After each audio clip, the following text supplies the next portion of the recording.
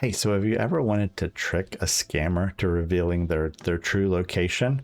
Well, I kind of did too, and I wanted to do it in a way that you could fool them into thinking they're going to a certain site to maybe gain access to credentials when in reality they are going to the site and you're monitoring all the traffic and everything going to that site and kind of figuring out maybe where they're coming from or potentially what kind of device they're using.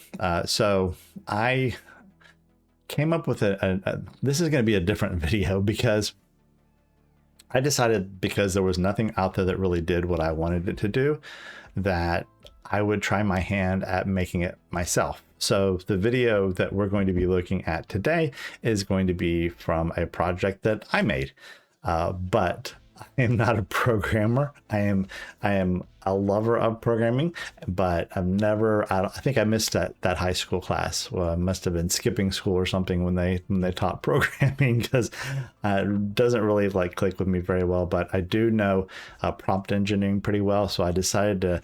I know it's really taboo, but I wanted to try my hand at vibe coding, something from literally from the concept all the way to the finished product. I didn't really record that part because there was a lot of trial and error, and this is broken and this is giving errors and this isn't exactly what I want, and add this feature.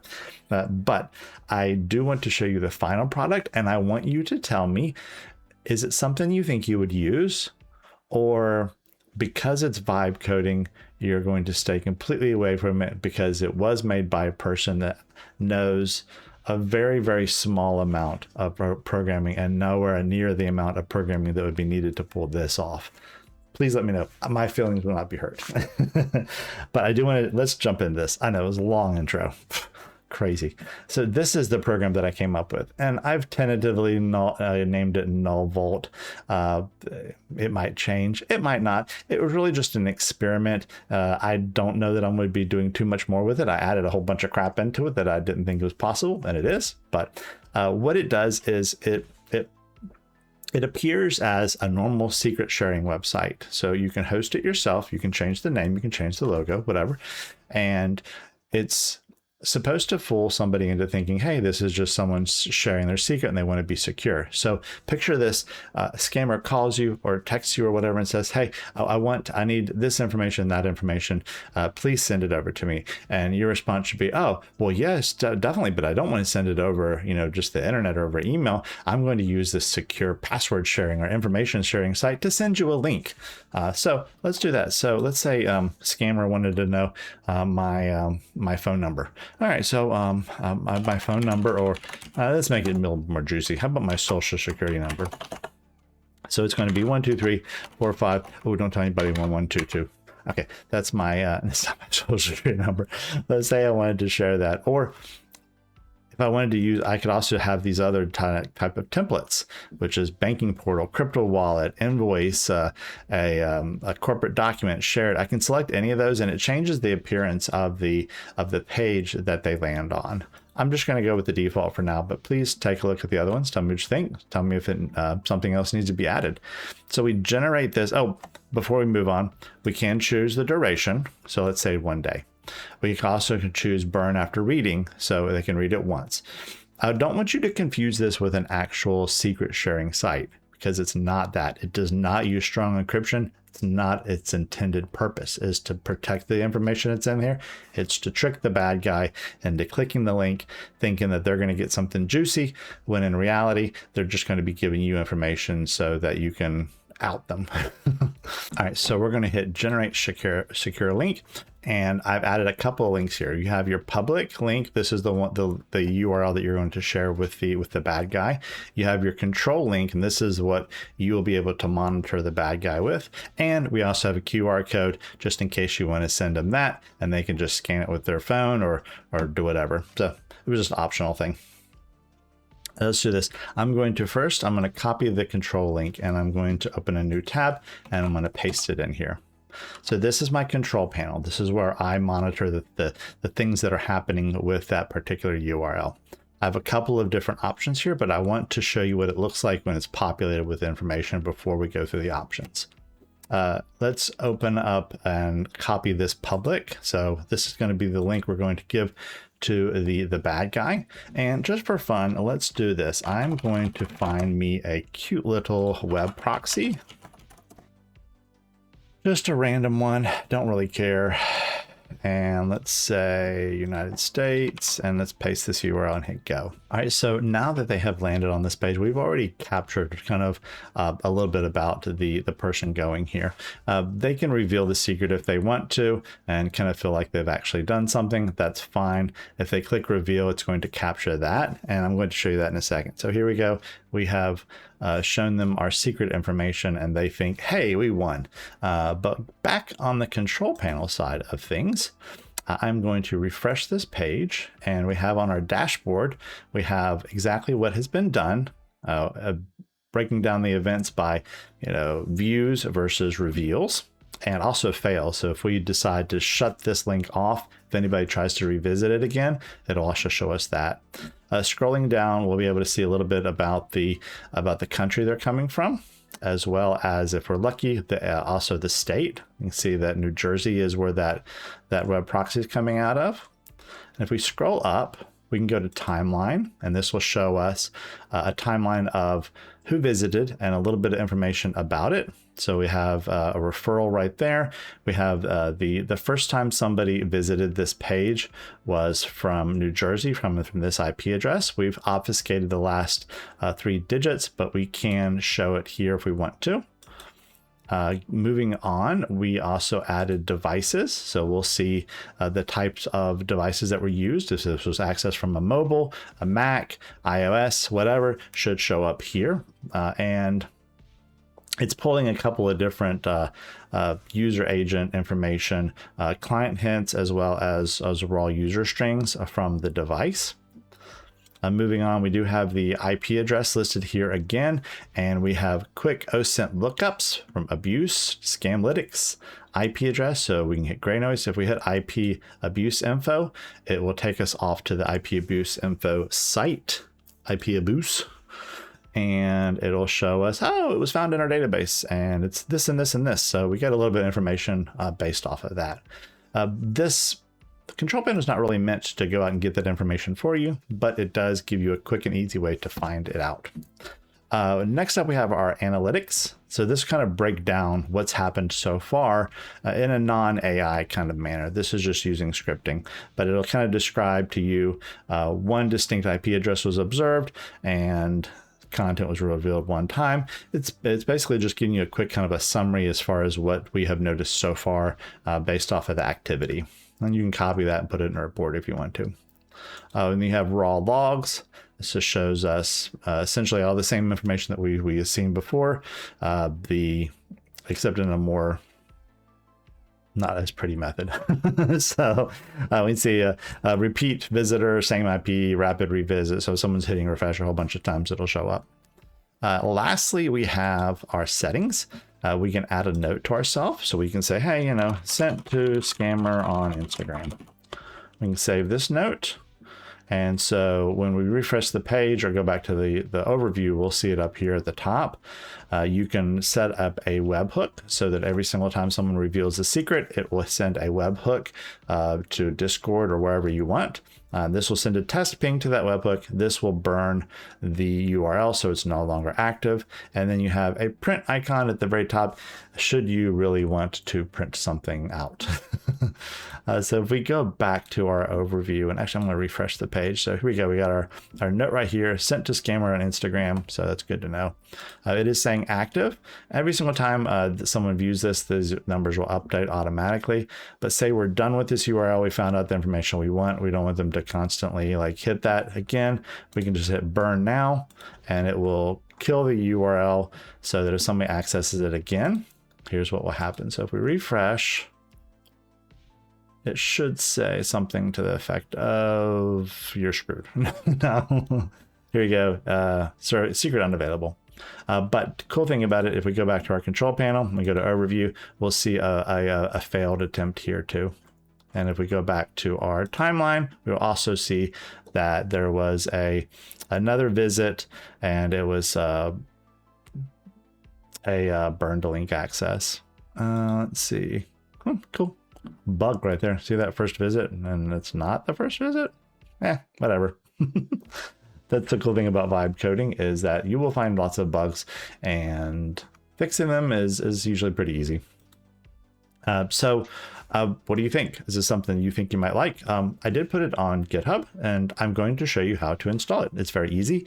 And if there's anything that you think it should be doing that I didn't think of, please leave that down below. All right, let's do this. Let's go ahead and jump over and get this thing installed on our own virtual private server.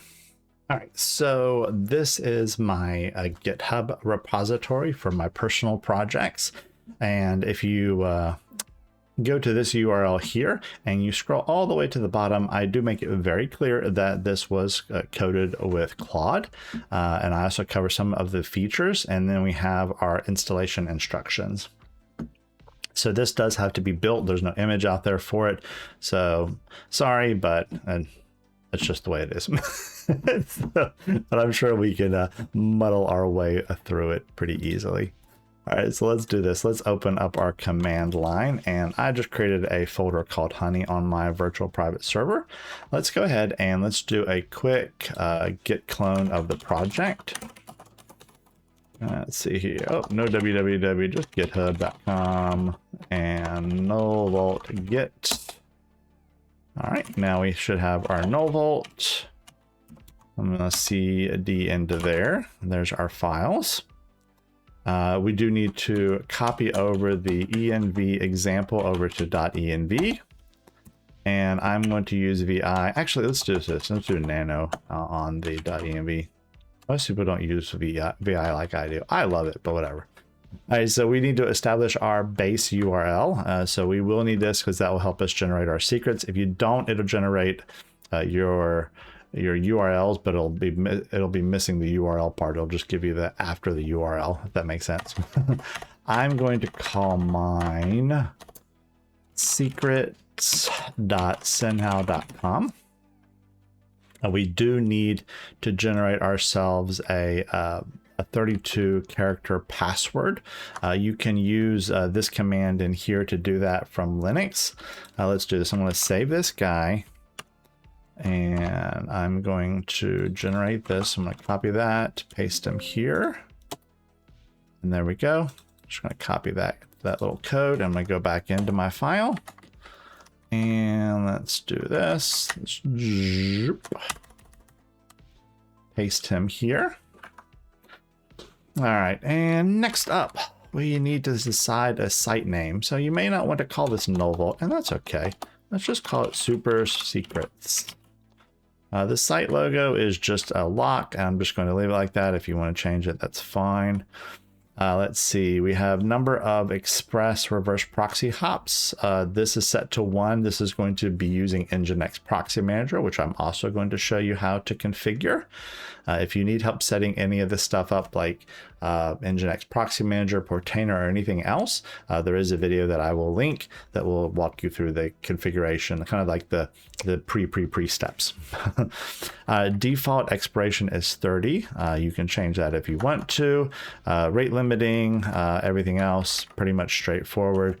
We are using an SQLite database, and that is stored on the app data. And we'll go through the compose file before we actually compile it, so that you will see exactly what it's doing. I'm going to save this. And next, let's take a look at the composer file and see, or the compose file. I always call it composer file. I don't know why I do that.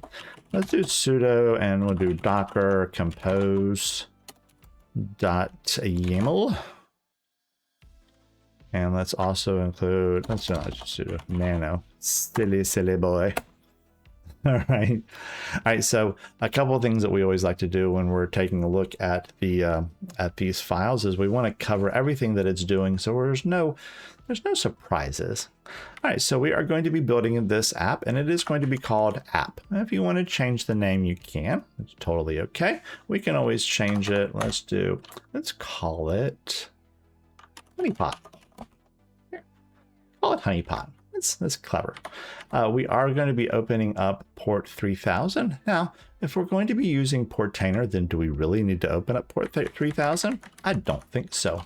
I'm going to comment that out because 3000 is going to be listening, but we're going to be forwarding traffic from Nginx Proxy Manager over to this because that's going to handle all of our certificates. So we don't have to worry about creating certs or doing any of that other fun stuff. We're going to be creating a database of volume, DB data. That's where our database is going to be stored.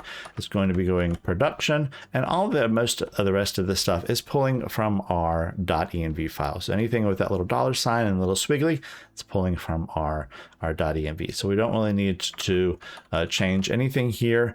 We've already done that in the .env. And at the very bottom, we are creating our volume, which is db_data. Easy peasy, not too bad, right? Just a couple of customizations that we wanted to do. Let's go ahead and save this. And now we are ready to build. Are you excited? I know I am. All right, let's do this. I'm gonna do a sudo docker. I'm gonna do compose up D. That -D is for detached mode, which basically means as soon as it's done, it's going to put you back on the prompt. We're gonna go ahead and hit this, and let's see how it goes. This is going to take a few minutes to go ahead and build the image for us and get it all deployed. But when it's done, we'll see you back here and we will jump into Portainer to make sure that Nginx Proxy Manager can communicate with our newly created Honeypot. All right, see you in a second.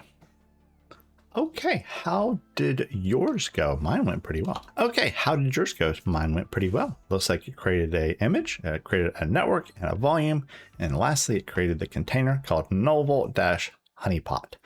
I guess we could have kept it app. It would have been NullVault app. So whatever. Potatoes, it doesn't really matter.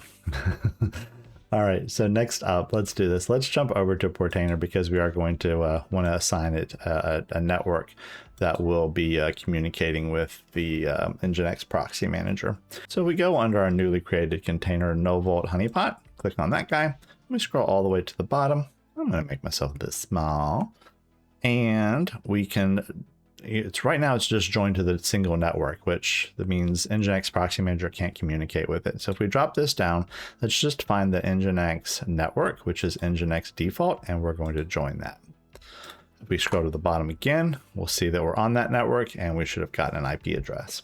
All right, next up, we do need to set up our domain name. So let's go over to Namecheap. And you can use whatever you want to. We're just going to be simply creating an A record. If you wanted to use Cloudflare, you could do that too, or GoDaddy, doesn't really matter. For this, I'm going to hit a new record. I'm gonna hit A record. And remember, we wanted to create ours with secrets.synhow.com. Well, we are on the synhow domain. Only thing we need to do here is just type in secrets because that A record is going to put that right in front, right to the left of our domain. And now we need to make sure we send it off to the right IP address. I'm going to send it off to the external IP address of my server and hit save changes.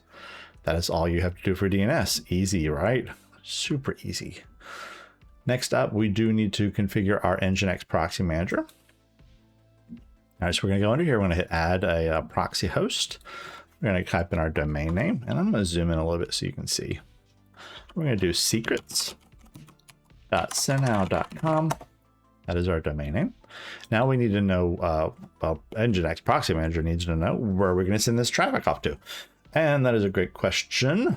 Let's find out. I'm going to zoom out. I'm going to go to Portainer. And I want to find the container name that I have created. And right here, we can see it. It is NullVault-honeypot-1. It also asks for the IP address. Well, couldn't we just give it the IP address? Yes, you could. But if that IP address ever changes, you're going to be screwed and not able to access your site until you change it. If we do the name, that's not going to change. And we will be able to, it'll be able to resolve that a lot easier. Let's zoom back in and make sure you didn't accidentally copy any white spaces. Make you have a bad day every single time. Now the port, do you remember what that was? It's okay if you don't, because I'm going to show you how to find it. If we go back to our GitHub, the port that is asking for is where to send the traffic to. Well, It says right here, though, it listens on 3000. That's a helpful thing that we could definitely use. Or we could also go to our compose file, and we'll see right here, the port on the left is the port it would have opened up and listened on, but the port on the right is the one that it's expecting to hear traffic. So it's kind of like port forwarding. It just happens that both of these ports were the same. We're going to select 3000 because that's what it is. All right, so let's do this. Let's do 3000, and let's go back here, and we're going to paste it in. We got 3000. I'm not going to block any sort of common exploits. Well, I mean, I guess we could. It's not like we're, yeah, might as well. Just in case someone tries to attack our site, let's block them. And I'm going to enable WebSocket support and hit Save Changes. Okay, once that is created, we do need to still create the certificates that will encrypt the traffic and give it a better illusion of being an actually legitimate security-centric password site. Because right now it's just HTTP only. We don't like that. Let's go to Edit. And again, I'll zoom in. I go to SSL. I'm going to drop this down to request one. I'm going to force it, not an option, and save. And if everything went to our liking, then it should go away and not give us a big old ugly error message in red. But if you do get that, check your spelling. Most times it's that. Maybe give it a couple hours to make sure it's propagated. You know, the usual. Okay, so I think we are ready to test it out. Let's go ahead and click on secrets.synhow.com. And there we go. There's our secret password sharing site. You'll also know that I've taken the liberty of filling out all the privacy information, terms of service, everything else to give it the closest appearance to being an actual password sharing site as possible. One thing you may notice, and that I just noticed, is that the URL, it does not say super secret. It still says NullVault. Good to know. Something that we'll have to work on. That's okay. It's not a deal breaker. Like I said, it's something that we can change later on. I really want to know, what do you guys think? Is somebody like myself putting together software that is done by, a kind of an entry-level developer, but for the good of the community, does that make up for using AI for like 99% of the coding? I really would like to know your opinions. What do you think? Do you think you would even use this software? But if you do want to use it and you find it to be helpful and valuable, let me know. Let me know if there's something that you think I should change, some improvements that should happen on it. I'd be happy to take a look at it. It's open source. You can download it, do whatever you want with it. It is totally up to you. I put no restrictions on it whatsoever. So. All right, well, I really appreciate you guys taking the time and hanging out with me here today. If you do have any comments, questions, leave them down below. Otherwise, I look forward to seeing you in the next video. Take care. Bye-bye.